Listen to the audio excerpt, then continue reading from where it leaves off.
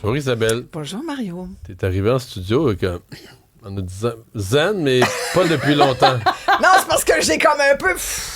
Qu'est-ce qui s'est passé? Calme-toi.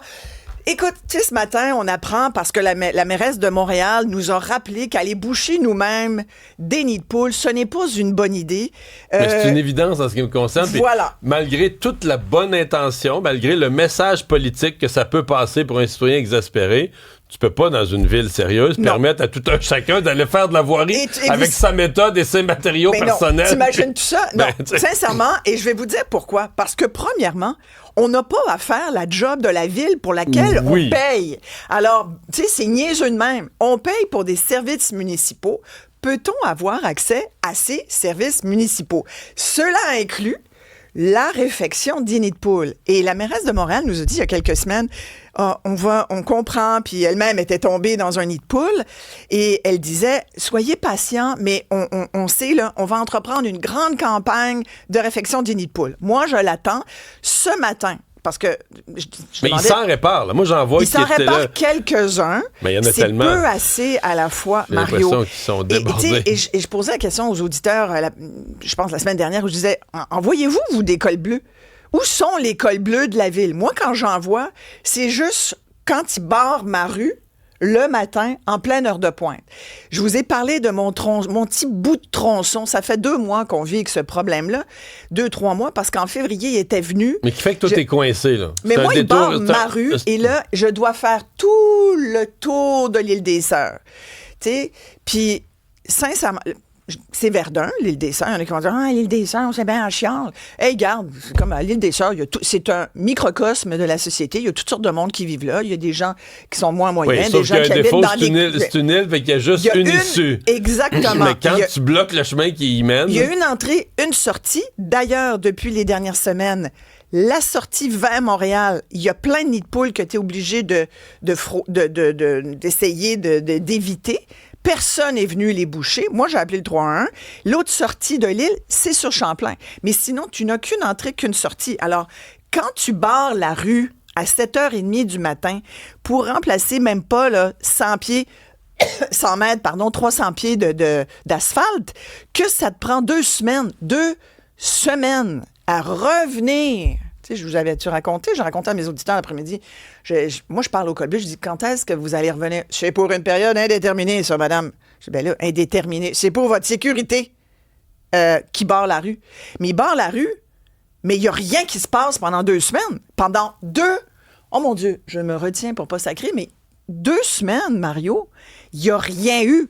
À tel point que des citoyens ont eux-mêmes enlevé l'espèce de barrière, ce qui fait qu'on s'est remis à passer là, tu comprends? Ça, c'était normalement illégal de faire ça.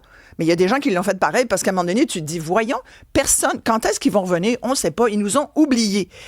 Les mêmes, ils sont revenus hier et là, ils ont rebarré. Ils ont barré en après-midi. Parfait, je dis rien. À un moment donné, il faut qu'ils fassent la job. Moi, je comprends ça. Je dis juste pas en heure de pointe. Pas quand le monde revient qu'à l'île des Sœurs, c'est comme... mais pas 2 semaines, pas les obstacles 2 semaines, c'est plus de travaux. Pas pendant 2 semaines avec des comptes, mais combien de chantiers à Montréal et ailleurs? Là, je vous parle de Montréal, de ma rue, mais je suis sûr qu'il y a plein de gens qui nous écoutent à l'extérieur, ça arrive sud, ça arrive nord. Ils vivent la même maudite affaire dans leur ville. Moi, je te dis, aujourd'hui, puis on dit, le municipal, c'est le premier palier le plus proche du citoyen. Moi, t'en faire le plus proche du citoyen. On nous respecte pas, Mario. On paye, puis on paye de plus en plus cher. Les taxes foncières ne font qu'augmenter. Là, écoute, sincèrement, il y a tellement de choses à dire pour exprimer à quel point on nous prend pour des valises. On nous prend pour des valises. Ouais. Quand tu dis on nous respecte pas, j'ai remarqué, aux États-Unis, fermer une route, tu te rends compte que c'est quelque chose de grave. Donc, quand on ferme la route, là, mettons, on dit faut réparer. Là. On ferme la route. Souvent, on va travailler la nuit, tard le soir, la nuit. Le but étant de dire, regarde, 24, 48 heures, faut qu'on rouvre la route. Il faut qu'on fasse le travail qu'il y a à faire. Puis Ici, on n'a pas ça. Ici, on ferme une route 2 semaines. À Paris. Tu sais, on rit souvent des Français qui sont pas équipés, là. Oui. Ça peut pas être tempête de neige. Ils n'ont pas de déneigeuse. M'a dit qu'ils ont des meilleurs équipements pour boucher du... Moi, j'ai été témoin. Boulevard Saint-Germain, il y a 2 ans. Ils ont ouvert, parce qu'il faut... écoute, c'est une vieille ville. Alors, même problème que nous, tuyauterie et tout. Ils ont refait une espèce de carrefour très, très, très passant. Ça a pris 3 heures. 3 heures. C'est-à-dire, mais il n'était pas 50. Enlever l'asphalte, creuser, réparer, remettre... Boucher tout, merci, bye, puis le monde circulait.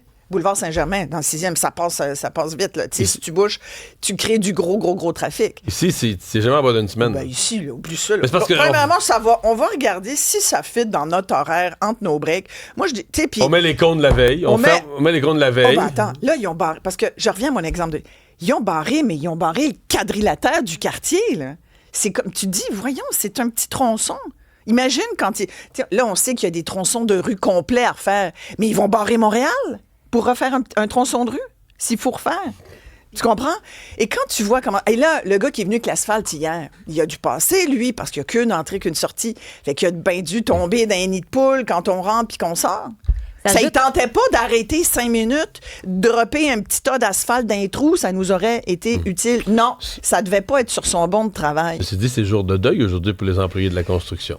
Les signaleurs, entre autres, l'ont... Tu fais bien de m'arrêter ici. Écoute, oui, 257. Oui, 250. Oui, l'année dernière, 257 travailleurs et travailleuses de la construction sont morts sur les chantiers. C'est vraiment beaucoup trop de monde. Ça n'a juste pas de bon sens. Une mort est une mort de trop. C'est une journée importante. Chaque année, depuis 10 ans, depuis les 5 dernières années, je regardais, les chiffres sont effarants, Mario, effarants. Et là, tu te dis, comment ça se fait? Comment se fait-il qu'on n'ait pas plus de moyens de prévenir? Et en même temps, hier, je recevais Audrey Murray, qui est la présidente de la Commission de la construction du Québec, qui me disait qu'il lance vraiment une grande campagne nationale. Ça fait longtemps qu'il n'y a pas eu ça. Mais ils ont fait des sondages, puis ils se sont rendus compte qu'il y avait 10 % des travailleurs de la construction à peu près qui avaient été victimes de harcèlement, d'intimidation sur les chantiers. Plus de 60 % ont été comme témoins de situations très malaisantes, qui va de la joke plate de banane, genre... un travailleur ou une travailleuse de la construction amène une banane dans sa boîte à lunch, puis on va faire toutes sortes d'allusions. Tu sais, des jokes pipi caca poil 1982. On est en 2026, je tiens à le dire à tous ceux qui seraient tentés de faire des jokes de banane. T'as l'air mon oncle quand tu fais une joke de banane. OK? Non, mais sérieusement. Bref, elle me disait à quel point le climat était toxique sur certains chantiers. Et c'est dommage. On appelle ça zone de respect. Alors, c'est pour rappeler à tout le monde, y compris les employeurs, parce que beaucoup de travailleurs de la construction m'ont téléphoné hier pour me dire, oui, ça va bien dans la plupart des chantiers, mais il y a toujours des chantiers problématiques où le patron nous presse aussi. On est très, très, très pressé. Et pourquoi c'est un enjeu important? Parce qu'on sait que l'industrie de la construction, écoute, c'est un des secteurs les plus importants au Québec. On a besoin de main-d'œuvre. La main-d'œuvre quitte quand elle est confrontée à un climat toxique, là, comme n'importe quel travailleur. Tu ne veux pas coller sur un chantier où tu te fais pousser dans le dos, où tu te fais intimider. On a besoin de tout le monde. Mais complètement. Isabelle, merci beaucoup. Voilà. On t'écoute à 13h.